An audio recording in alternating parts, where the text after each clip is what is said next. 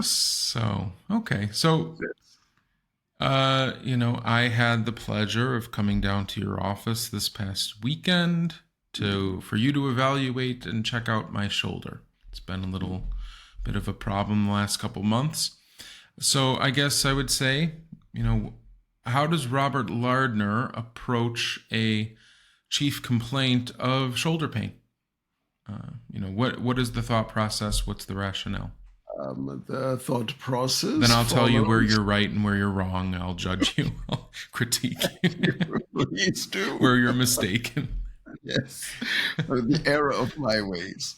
First, you take a crystal out, you put it on my forehead. That's right. That I pray strongly for a miracle. Well, I think that again, it is always, first of all, the history. Now, the history helps because you can inspect the shoulder and get a status, a current status picture of it. But there are times to speed up the process. The history can be quite important.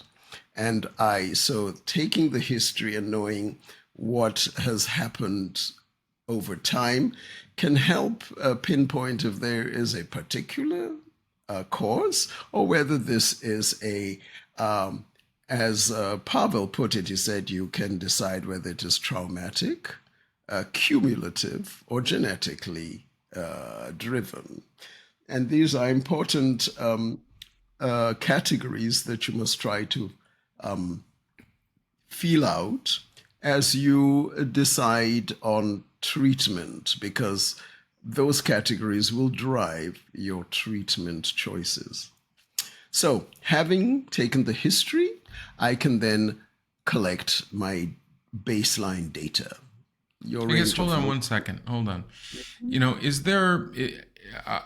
Is there something particular in the history or particular questions or particular things that I or a patient might say that, makes you think one thing versus the other thing?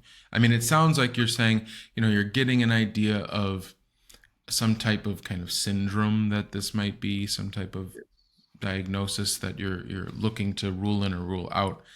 Generally speaking, are there particular things that you might hear me say or you might ask that lead you in one direction or the other? I need to know initial symptom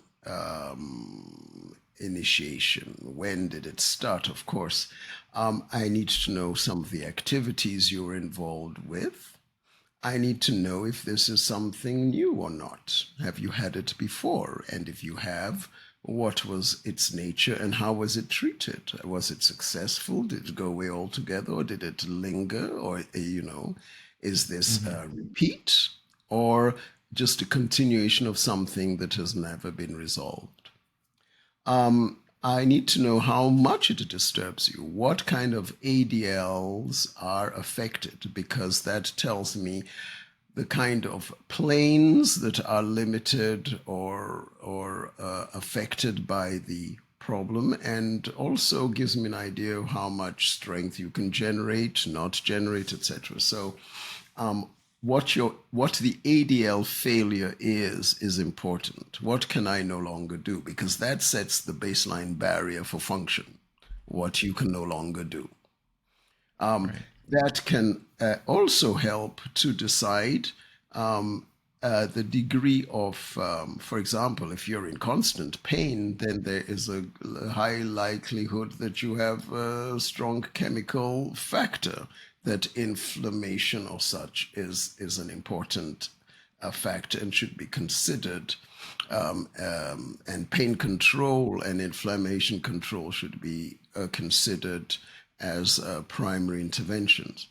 Now, if you don't have pain at rest and you only have it at movement, then I'm thinking a more biomechanically driven pain function. It is movement oriented, etc.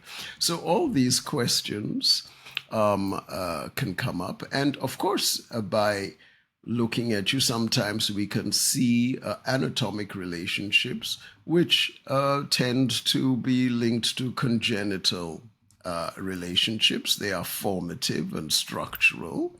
And so I can then also ask you about that. And sometimes, depending on the patient, they can tell you that, yeah, this is familial. This is nothing unusual. Everybody's had it at some stage or so. So that is also good to know. I And guess then, one additional. So go ahead. yeah, Finish go your ahead. thought. No, go ahead. Well, I was gonna say like even just simple kind of the patient or me telling you, yeah, it hurts on the front of my shoulder versus Yes, it hurts in the location. back of my shoulder. That's Even that something as simple as that. What does that indicate to you? Somebody tells you I have shoulder pain, and then you ask them where, and they say, well, it's in the back of my shoulder, and they reach behind their shoulder and point. What is that? Is that indicating something particular to you? right. It gives me an area of where the structure is that is complaining. It doesn't tell me why it's complaining or that it is the cause of the complaint. It just says that here is an area that you are going to use as a baseline marker for improvement, because it is giving information that not only that the patient is already aware of, and he's telling you that I have a conscious baseline, which I expect you to change, because that's where yes. Yeah.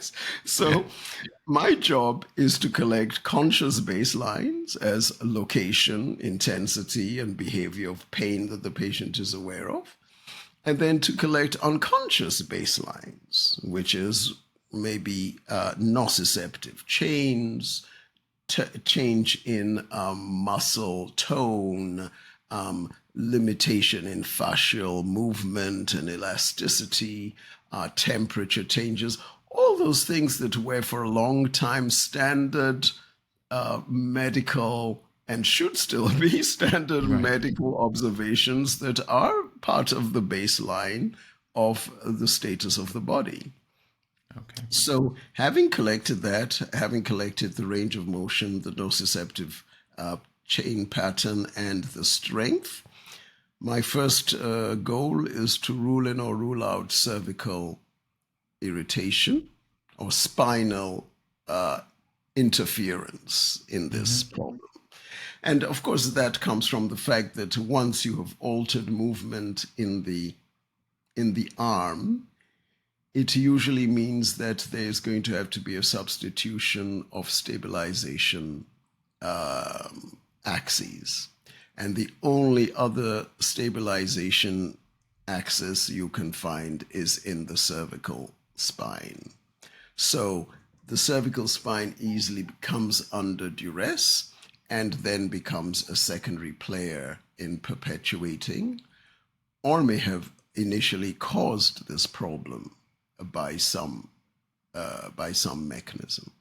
So that is really the first thing. I collect my data, my baseline data. I then try by this examination of the cervical spine and the shoulder to come up with a syndrome. The syndrome is a collection of symptoms. That's all. It is a working collection of symptoms from my inspection, which I will then use to determine the best tests, the best provocation, and the initial treatment approach. If you enjoyed this conversation and want to hear more like it, then please like this video and subscribe to our channel. You can also stay up to date on our latest seminars on our social media pages on Instagram and Facebook at IMTR Seminars.